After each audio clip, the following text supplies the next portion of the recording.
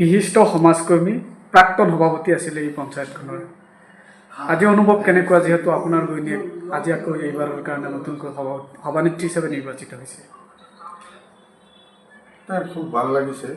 মই বিগত 5 বছৰ ইয়াৰ আগৰ 5 বছৰো ময়েই আছিলোঁ।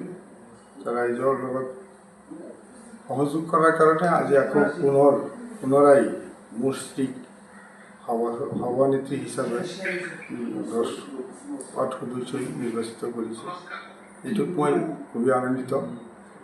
আকৌ যাতে এই যোৱা 5 বছৰ নতুন যি 5 বছৰ আহি আছে, যাতে আকৌ আপুনি ৰাইজৰ লগত পূৰ্ণভাৱে সহযোগ কৰি যিখিনি কাম আদৰ হৈ আছে সেইখিনি যাতে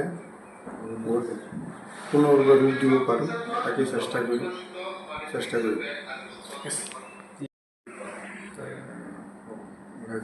ৰাইজৰ কাম কৰিম, ৰাইজৰ উন্নতিৰ কাম কৰিম, ৰাইজৰ লগত মিলা প্ৰীতিৰে থাকি যিবিলাক সিহঁতৰ অভাৱ অভিযোগ আছে পূৰণ কৰিম মই। ঠিক আছে।